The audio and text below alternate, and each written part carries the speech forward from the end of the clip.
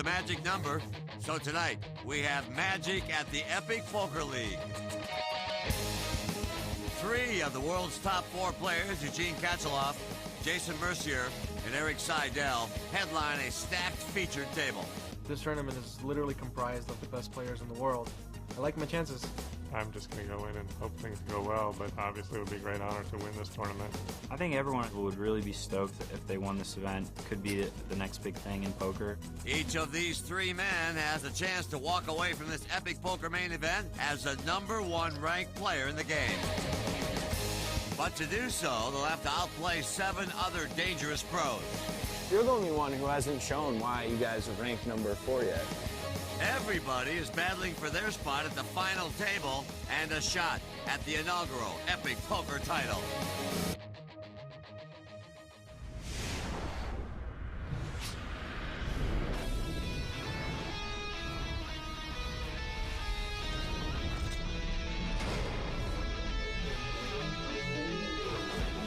Welcome to the Palms Casino Resort in Las Vegas for the debut of the Epic Poker League.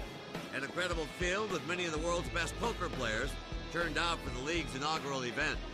Shuffle up and deal. Now, just 10 remain. 10 of the game's elite set to battle for Epic Poker's first title and a whole lot more. And hi again, everybody. I'm Pat O'Brien along with Ali Najad. You know, in every game, there's a singular goal: to win. And to accomplish that, you must first make it to the championship game. In poker, that's the final table. And today, 6 of our remaining players will earn a seat at that table on the hardwood.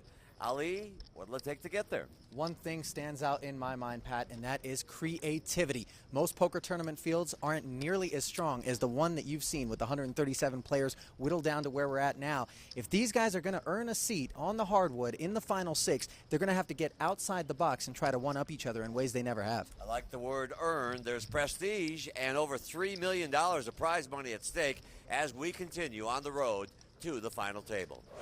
Before we get on that road, let's take a look at the chip counts for our remaining 10 players. More than half the field is under par, or the chip average. Former world champ Huck Seed in 9th, Gavin Smith just ahead of him. Seidel in 4th, chasing Jason Mercier and the 2 big stacks of Hassan Habib and Chino Reem. There he is. Eugene Katchalov is ranked number 4 on the GPI Global Poker Index. 24-year-old Jason Mercier at number 3, and 8-time World Series bracelet winner Erik Seidel at number 2. 3 of the top 4 players in the world at our featured table. Who's the oldest guy left in the tournament? How old is Erik? 75. 50? It might be Erik. Erik could be 50. It is indeed Seidel. He's 51. There ought to be some kind of a prize or bonus or something. Well, $1 million to the winner of this first ever Epic Poker main event. Action folded to Canadian Gavin Smith, who looks down at pocket 9s. He raises to 18,000 from under the gun +1, as marked on the graphic to the left of his name. Seidel's got ace-queen offsuit, and he's going to 3-bet Gavin Smith. Gavin has a pretty wide range. Just because he's under the gun +1 doesn't make it as significant as if we were in a 9 or an 8-handed tournament. Remember, this is a 6-max event. Smith makes the call. That puts 122,000 into this pot, and Gavin's going to be playing these 2 9s out of position against Erik. There's the flop, 5-3-10 rainbow. Smith's 9 still good. You see the graphics have reordered to the position they will act after the flop. 1 overcard to Gavin's 9s out there. He checks it over to Erik, who's going to follow up his pre-flop 3-bet with a bet of 45,000. That's on the small side for a continuation bet. Less than half the pot. Gavin makes the call. Turn card pairs the board. Gavin still has the lead. He has the green light, which means he is next to act. Slipping it to Seidel a second time. We'll see if that call by Gavin on the flop freezes him, and no chance. Seidel is reaching. Sticks 90,000 out there. Again, less than a half pot size bet. And you see Gavin looking up, trying to get a read on Erik, because it's the guessing game at this point. Did Seidel start this hand with a bigger pocket pair or not? Because it's not likely he has a 10 in his hand, or a 5 for that matter. And Gavin makes the call. Here comes the river. It's Jack Smith with the check mark, indicating he can only lose if he folds. Gavin checks a third time. Will Eric fire the bluff? The answer is no as he checks behind. And I feel like that's probably the right play for Eric. Didn't feel like Gavin was going to fold to a bet at that point. He'd made up his mind on the turn. Does your wife dress you? No. I could never pull off a fedora. Looks good when you're wearing a dress shirt riding in on a Harley. Gavin all smiles after that hand. Now heading over to table 2, 1996 champ Huck Seed started the day as one of the short stacks, still hanging around with 30 big blinds. Hassan Habib started the day second in chips and remains in second, but with a much bigger stack. You look on as our only Pro-Am qualifier, Brandon Myers, is locked in a hand with chip leader David Chino Ream. And these two have danced this dance before. Brandon raised under the gun to 20,000. Ream called pre-flop. Both check the flop and turn on this two-paired board. 7 hits the river. Brandon checks a third time. And Chino's talked openly about being broken and pretty big debt. He's hoping for a deep run here. And is going to make a play for this pot, betting 31,000. Tough spot for the Pro-Am qualifier. Yeah, Chino probably wouldn't flat call on the button with a hand that contained a 5. And did he slow play a queen on 2 streets, or would he have smooth called with an ace pre-flop, which he certainly could be value betting at this point? Myers makes the call. Ream shows his cards, 8-7. That gives him a better 2-pair than the board. Myers can't beat that, and mucks. Option C there, Pat. He spiked the 7 and made the value bet. Brandon probably calling him with ace high. Meantime, back at the feature table, Isaac Barron and Eric Seidel are going heads up to the flop. Queen Jack suited for Seidel. 2 9s for Isaac Barron, who called Seidel's pre-flop raise. And the flop, 7 ace 9, 2 spades. Barron hits a set of 9s. Seidel picks up a flush draw. Yeah, spicy little board here. Check. Seidel checks the draw. A little bit peculiar for the pre-flop raiser to be checking to his opponent. Barron puts down 27,000. That's a little bit of a sheepish bet by Isaac. It might be designed to induce a raise from someone playing a big ace. Or looking to represent one. Raise. Seidel raises it. 50,000 more.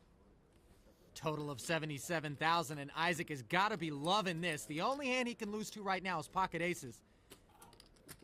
Look at this. Barron re-pops it, making it 145,000 to play. That's going to force Seidel's hand in a way. He certainly doesn't want a smooth call and hope to hit a spade. How long? All in? Call. Seidel puts Barron all in, and he calls. Seidel willing to risk most of his chips on a draw. If he loses, the number 2 ranked player in the world will be down to just 115,000. He's looking for a spade. Here's the turn. It's a spade. Seidel hits the flush. Isaac isn't done for yet. He can pair the board. That will give him a full house and the best hand. Anything else, and he's done so. Barron's last chance, 5 on the river. No help. Isaac Barron has been eliminated in 10th place. Took his setup against the flush draw.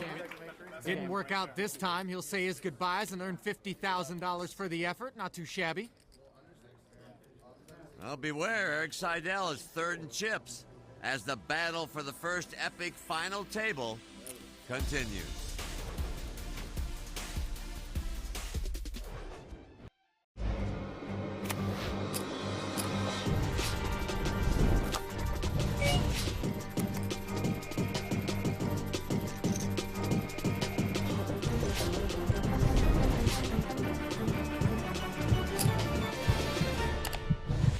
Experience Epic Poker. Now you can play like a pro, free.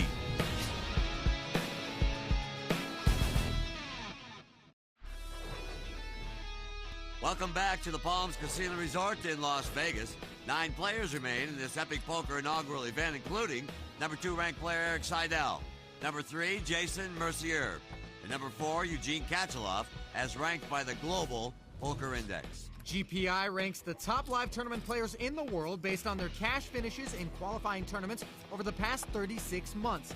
The big three still in action here with their eyes on the top spot. To see the rankings of all 300 players, log on to epicpoker.com.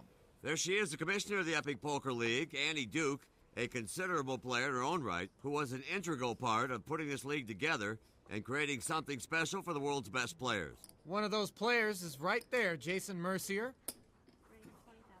He's opening the pot for a raise. That's usually how he operates. Blinds remain at 5 and 10,000.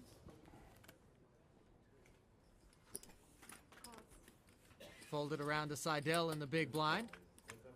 He'll slip an extra 10 in there with 3-4 offsuit. Heads up to the flop, 8-7-6, 2 hearts. Mercier has an up and down straight draw while Seidel picks up gut shot. Check. Yeah, that's the dummy end of a straight draw for Seidel. He's obviously going to check. A little surprised to see Jason check behind him, though. The turn's a 5. Both players with a straight. Mercier is his best. That's a troublesome card. Eric probably doesn't expect Jason to check in position with a 9 in his hand that would have given him an open-end straight draw on the flop. So clearly he's going to be comfortable leading out with the 8 high straight. He's bet 25,000. Jason calls. You see the stack sizes below their names. Both these guys have plenty to play with.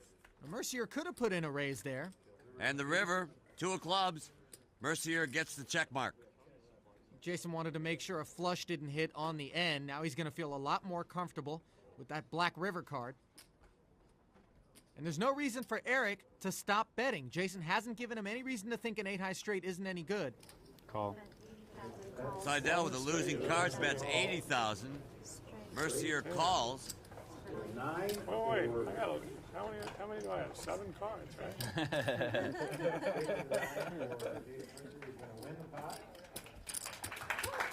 Eric a little surprised to see that he's losing that pot. Cooler straight.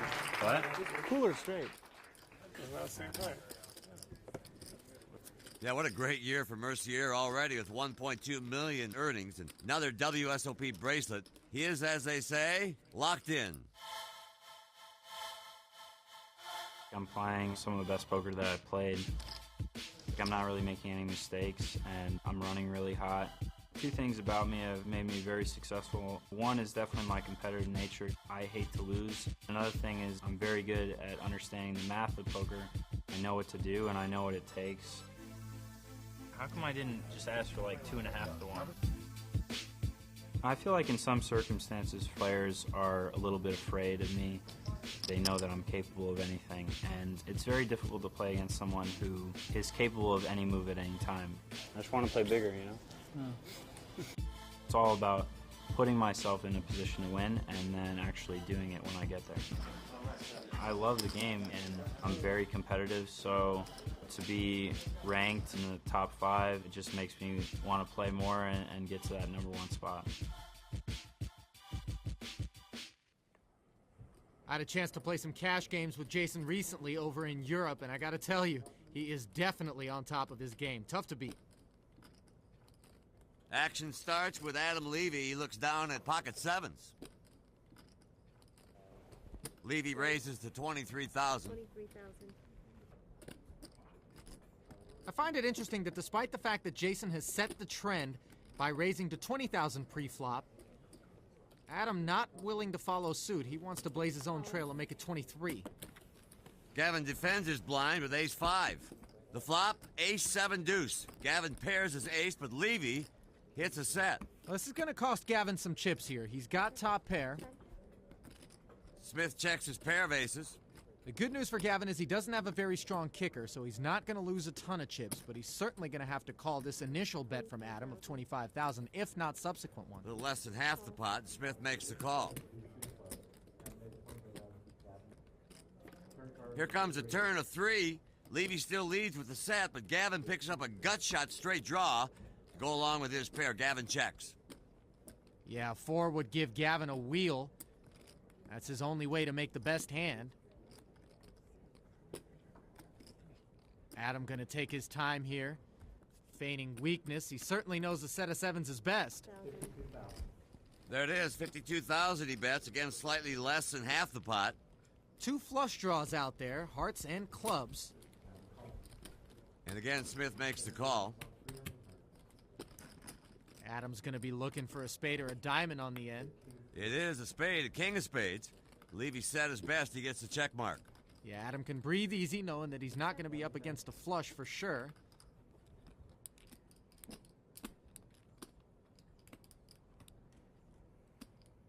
Adam's only got 151,000 behind with over 200K in the pot.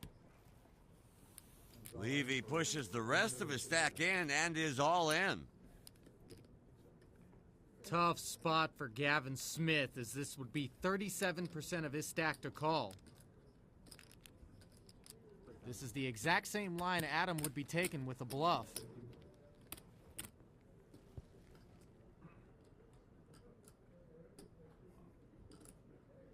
Such a weak ace for Gavin and such a disciplined fold. Throws him away. Levy wins the pot. Nice pot control from Gavin. And a much-needed pot for Adam Levy. Nice hand. And a good fold for Smith. Adam Levy up to 360,000 as we head over to table 2. We have an all-in call situation. Pro-Am qualifier Brandon Myers is all in for his tournament life against Chino Ream. Short stacked with 169,000 in the small blind. Brandon shoved with king deuce. Chino called him with ace 9. Let's see how I feel about this one. I don't know if they're ready for me to have this run come to an end just quite yet. The wife and kids certainly want to see Brandon's run continue. I like you, but I don't want you to win this hand, buddy. Flop, please. Yes, sir. Here's the flop. 10, 8, 9. Ream pairs his 9. That's, pretty lame. Not good news for Brandon. He's king fishing. Turn cards at 10. Changes nothing. Myers now down to his last card and still only 3 outs. 7% to hit. No luck on the river. Pro-Am qualifier Brandon Myers falls short of the final table. In 9th place, he's out. Yeah, Brandon's good run coming to an end. He'll be headed home to his wife Nora and 2 boys Cole and Ryder. But guess what, kids? Daddy just turned 1,500 into 80 grand. Nice little send-off for the qualifier, and now just 8 players remain, but only 6 will survive to our final table and earn a shot at $1 million in the inaugural Epic Poker Championship. Unfortunately for Brandon Myers, that journey to the final table has come to an end. Well, the nice run just came to an end. I just busted in 9th. Right now it feels a little bittersweet. I don't know what else to say. Hopefully I'll be back, but that's it.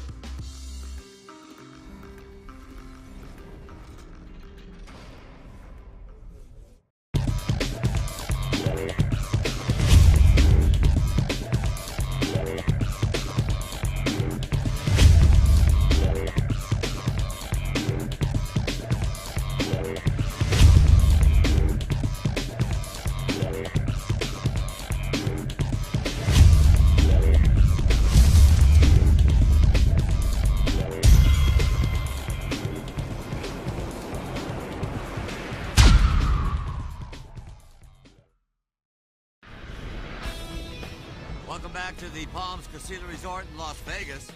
Let's take a look at the chip counts of our remaining 8 players, Ali. Hassan Habib has overtaken Chino Ream for the top slot. You see his VPIP, or percentage of hands voluntarily played since moving to table 2, is out of control. Playing a lot of pots and winning chips, that's why he's the leader. Look who's moved in. Eric Seidel at table 2. He joins the man second in chips, Chino Ream. Both are watching as Hassan Habib looks to add to his lead. He has Huck Seed all in. Okay, so I got ace 10. Habib shows him the ace 10. I play so bad, I just give you the chips. See, that's why I did that. And Seed flips over his ace Give 3. me all the Seed, chips. he's going to need some help here, or he'll be in our At least I can 8th say, place finisher. I wasn't trying to win this tournament. I just wanted you to win. Huck's a 70-30 dog heading to the flop. There it is, 3-4-7. Seed indeed pairs his 3 and takes the lead. Huck sarcastically upset there. He's obviously fired up. It's too many outs to fade. You got it. No, I'm rooting for you. You're going to get there, Hassan. Turn is a 4 club. Seed now has 2 pair, but Habib picks up 5 more outs. And the whole tournament.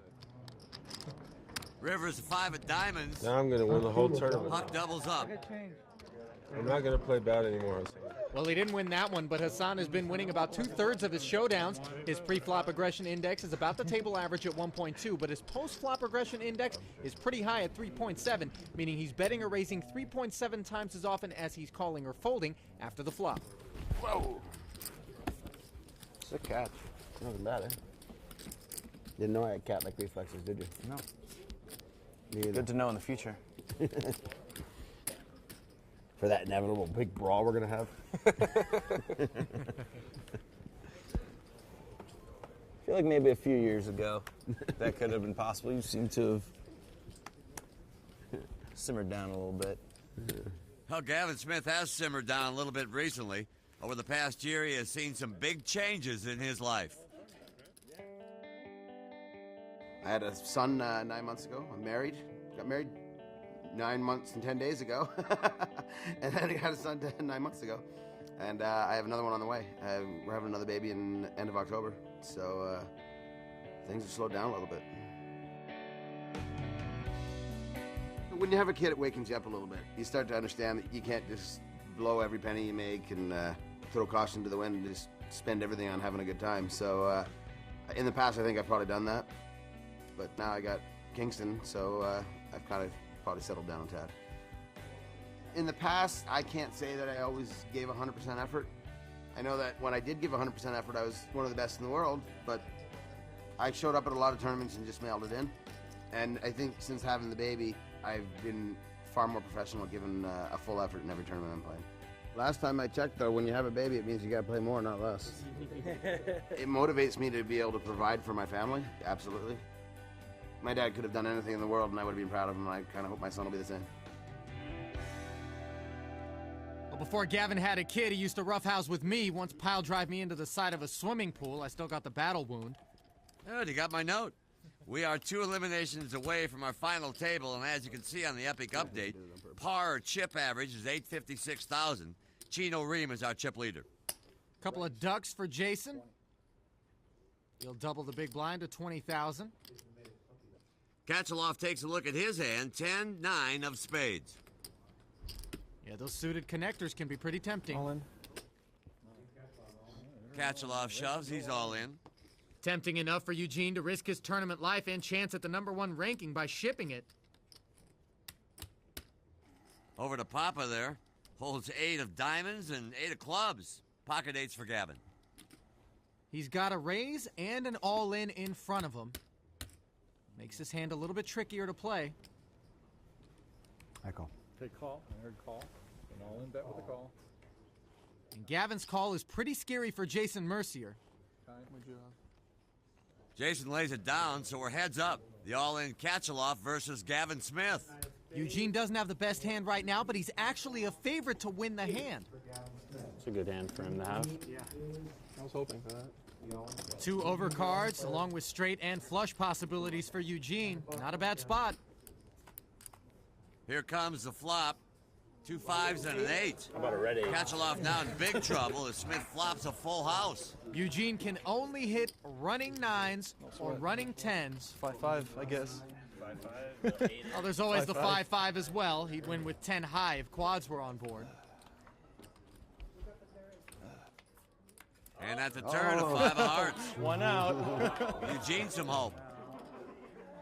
Well, some is kind of a liberal term there. Running quads is certainly difficult to come by. And the river. Lots at stake. Here is the river. And it's a king. Eugene Katchaloff's run at the title and #1 ranking. That's over. Eugene's a great guy. I've had a chance to play quite a bit of poker with him. Certainly one of the friendlier guys on tour. Thank you. And Gavin is more than doubled his stack for today with Katchaloff's elimination. 7 remain, but just 2. Him, Eric Seidel, and Jason Mercier are left to battle it out for a shot at the #1 world ranking.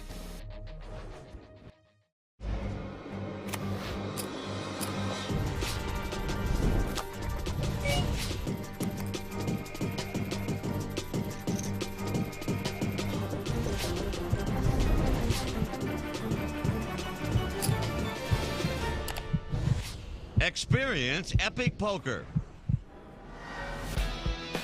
Now you can play like a pro, free.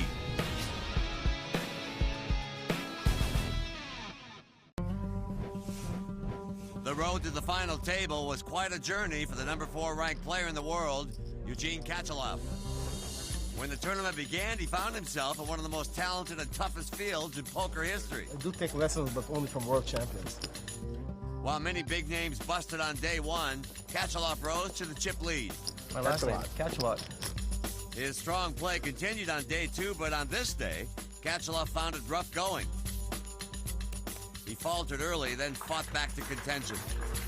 But ultimately, Kachalov's road would end short of the final table. I'm obviously a little bit bummed right now because I just busted out in 8th place. You know, I think, probably a couple of days from now I'll be happy with my overall result. But for now, I'll be, I'm still getting over my recent bust out. We are close to our first Epic Poker League final table.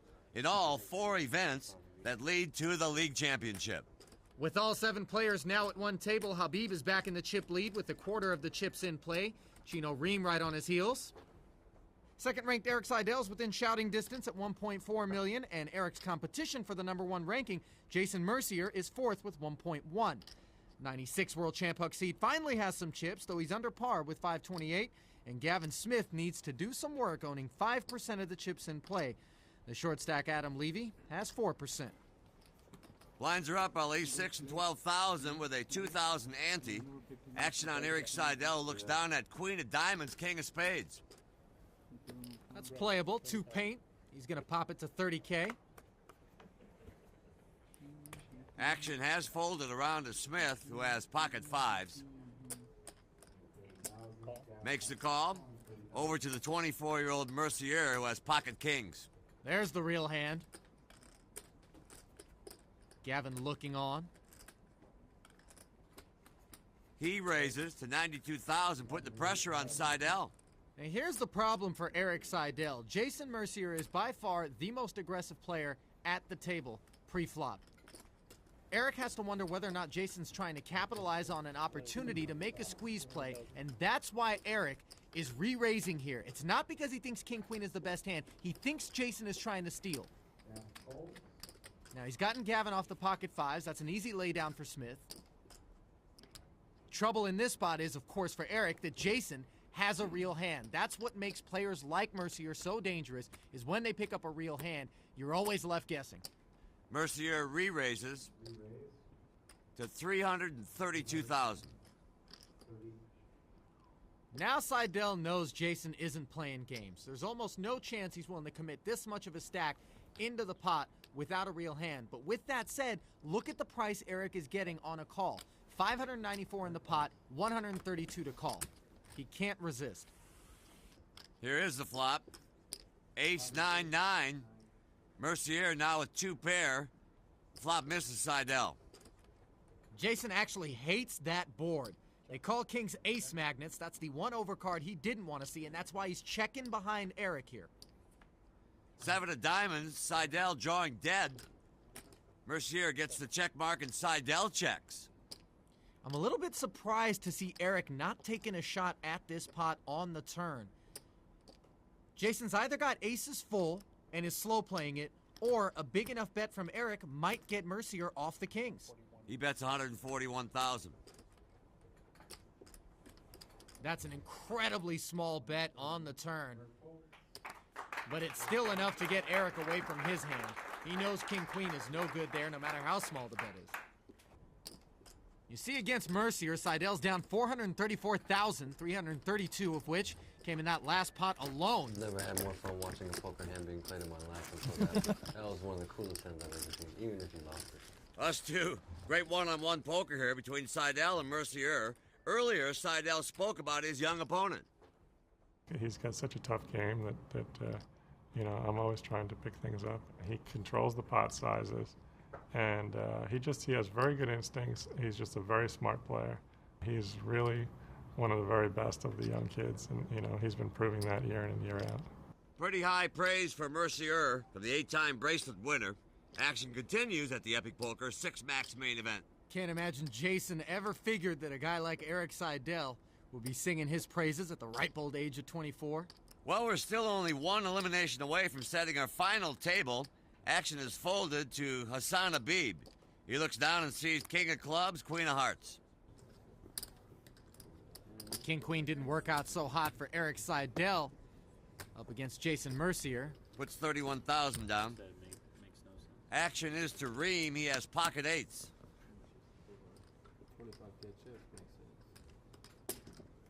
Chino smooth calling here. It's interesting. A little surprised that he doesn't want a 3-bet and isolate against Habib. Gavin with the pocket tens. And then he goes all in. Gavin's only got about 316,000. And he'll be happy to play for it all with 2 tens. 316. 3 what? 16.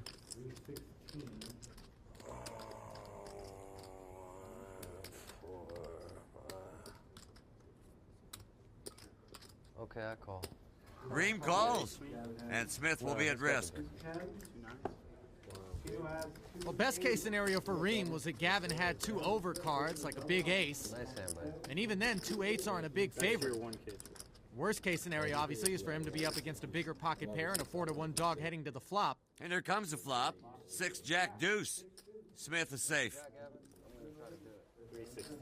316, nice hand, sir. Nice hand, Gavin. Well, players getting a little bit of a giggle because Chino's measuring out the payoff, despite the fact that Turn and River haven't hit. 5 of Hearts changes nothing.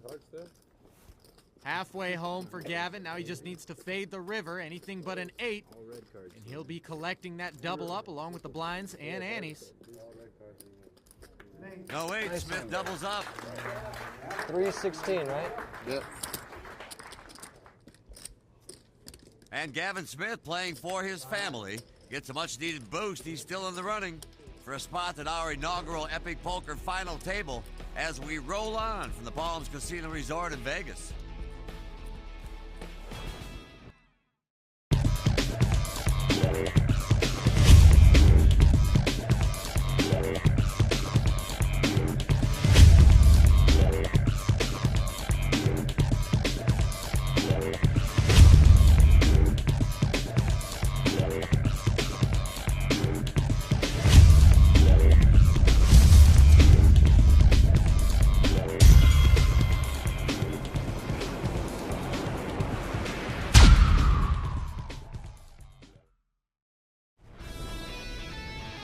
Welcome back to the Palms Casino Resort. 7 players remain, but this is a 6-max event, so there are only 6 spots at the inaugural final table. Gavin Smith, Adam Levy, and Huxino hoping to hang on while Seidel, Reem, Habib, and Mercier are in a dogfight for the lead. Don't forget the subplot. Seidel and Mercier battling for the Global Poker Index top spot. Seidel currently 2nd, Mercier currently 3rd. Florida's got to be one of the best states. Cali, Florida. For what? Poker. California used to dominate Hold'em, but Seed also loves his basketball. He actually played at Caltech. Caltech not exactly known for their hoops. Good knowledge there. Action is folded to Mercier in a small blind. Got a king of diamonds, 5 of hearts. Gonna raise it 28 grand. Seed in the big blind with a 9 of spades and a king of hearts. He's got Mercier in rough shape, dominating his king 5. That's if, of course, he chooses to play the hand, which I can't imagine he won't. After a 3-second violation, Seed makes the call.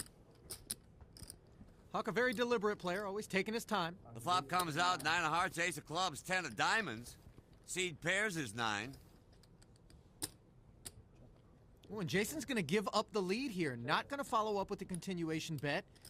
Huck is going to control the size of the pot by checking behind. No reason to fire with 2 overcards out there.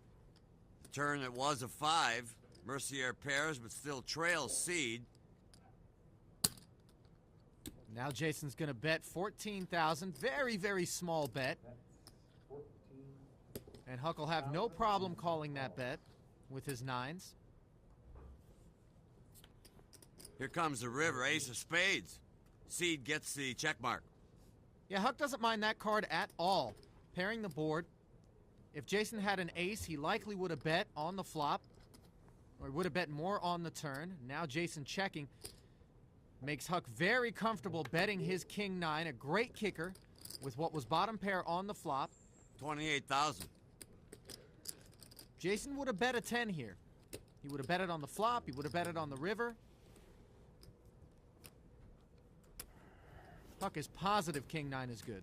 This is like gift of a lifetime. Seed chose the better two pair, and Mercier's worst thoughts are confirmed. I figured that was coming. Huck shows king-9 for 9. Oh, Jason was really hoping to pick off a busted straight draw of some sort. Not much else the king-5 was going to beat. I only won a pot. First pot I won in like 300,000. Like, God, I'm never gonna win a chip. Huck Seed has had a short stack for most of this day 3. Now let's take a closer look at the 1996 world champion. Huck currently has a 5-year eligibility card in the Epic Poker League, over $7 million in career earnings. Hobbies, prop bets, and yoga. In this case, one led to the other.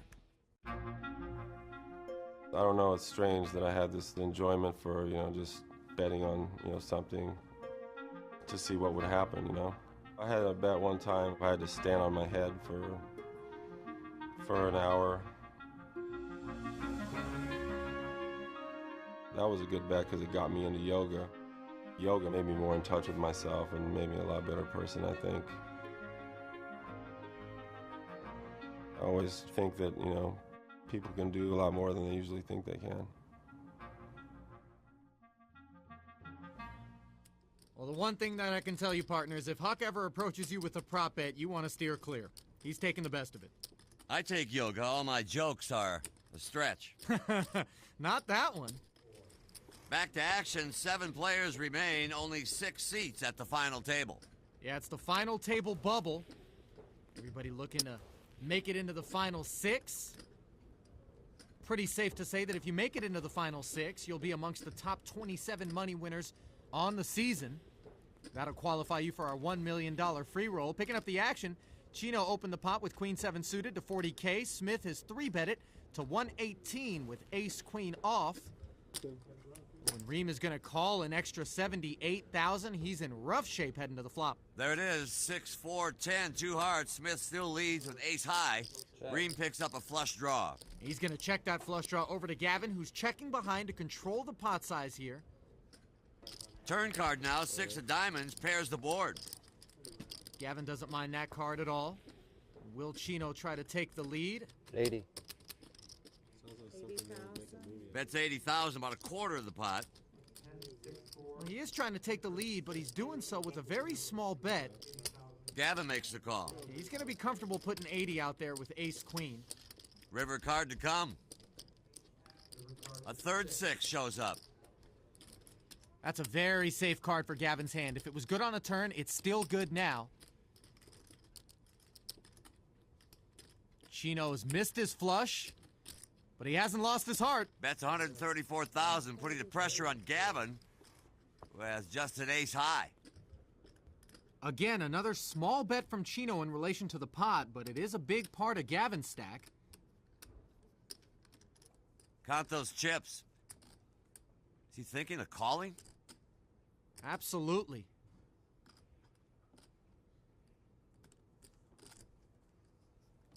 Oh, and Gavin's going to make that call. It's a good one. He'll be relieved to see Chino's hand hit the muck. That's one of the better feelings in poker, being right. Nice hand, man. And Chino Reem gets caught with his hand in the cookie jar as Gavin Smith makes a push right to that final table.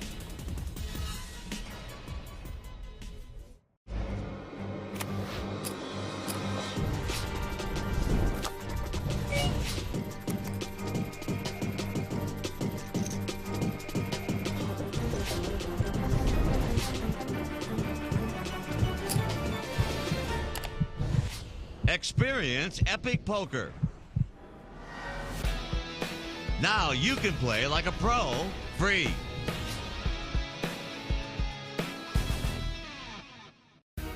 $1 million players and the Gold Epic Poker Champions ring are on the line. But first, we have to get down to our final 6. Let's see how they stack up right now. Ali. One of these players will be left out in the cold. Hassan Habib is leading the way. Mercier and Seidel in contention for the #1 ranking, while Gavin, Huck, and Adam are all under par and hoping to hold on. Can actually feel the tension in the room. Who will go out next? Jason Mercier raises 232,000 with ace-queen offsuit. Speaking of offsuit queen, Seidel's got king-queen. Hasn't worked out well for him against Mercier. He lost a big pot to Jason's kings earlier with this hand. The two Titans go to the flop, 7-3-8, misses both. Seidel checks. Very dry board. Mercier checks as well. 7 of clubs in the turn. Changes nothing about the hand. Of course, a club flush draw shows up. But Jason's all too content to check behind Eric after Eric slips it to him. And there's a troublesome card on the end, the queen of spades. It's an action card. Yep, both players think they've ginned it. Can't blame Eric for leading out for 45,000.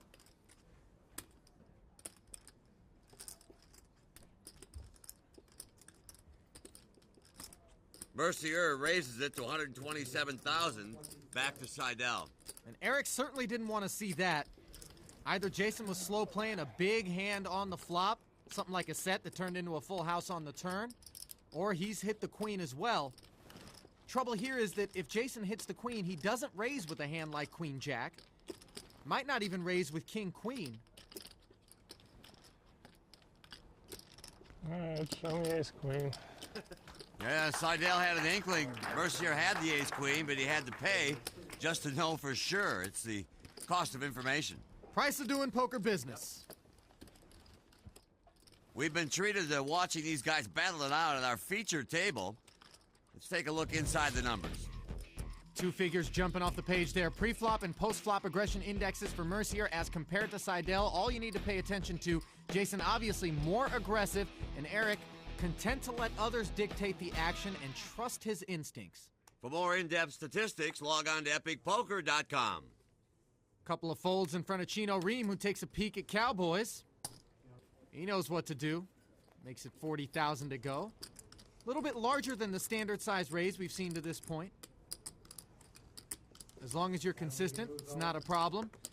However, having pocket queens at a time like this is a problem, and that's where Adam Levy is finding himself, moving all in for 287. I call. Call. And Chino calls. Chino makes the call, and he may be 5 cards away from the first ever Epic Poker League final table. Good luck, everyone. Adam Levy has been snake bitten so far in today's action. Run that into that. Lovely. Lovely day. Not gonna lie, that is my favorite hand. I won't even lie. I was on the bubble. You did. You banked the queen. Full circle. You can afford it. Really don't want to try to start affording it, buddy. Just now ain't the time. Here's the flop, ace, queen, ace, and a queen for Levy. Just in do have time, more his than 2 luck outs, turns though. on the flop. I got 4 outs. The ladies do love me. It's kind of funny, I'm telling you. I win with them and I lose to them. Adams flopped a boat, but another ace would give Chino the best hand. Turn card to 9. Levy still in the lead. Chino can hit an ace or a king. No cider or paint, either one. Anything else, and Adams doubling up. And the river says it's an ace. Lightning strikes.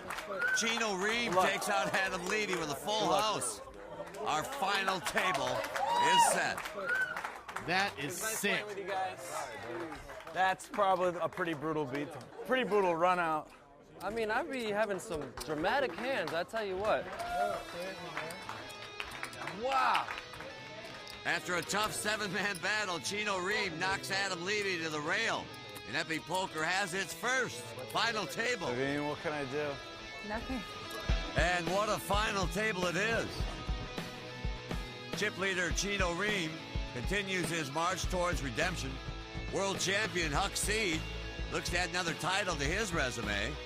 Tech-savvy pros Hassan Habib and Gavin Smith are poised to steal the spotlight. And two of the world's top 3 players, Jason Mercier and Eric Seidel, are within reach of the championship in the game's #1 GPI ranking. We began with a bang as 137 of the very best players in the world came to compete in this groundbreaking event, a league designed to match the top pros against each other, taking the game to a whole new level. And Ali, with the final table set, I think you would agree that we have 6 very worthy candidates to become the very first Epic Poker champion ever. To be fair, Pat, we knew that was going to be the case coming in because you could have grabbed 6 names out of that field of 137 and put together an awesome final table. We're going to have a new #1 player in the world, and we're going to be giving out $1 million to the champ. So the battle is set now on the hardwood, now set for 6 at the Palms Casino and Resort in Las Vegas. For Ali Nejad, I'm Pat O'Brien. Next time, it's the final table as the Epic Poker League rolls on here in the desert.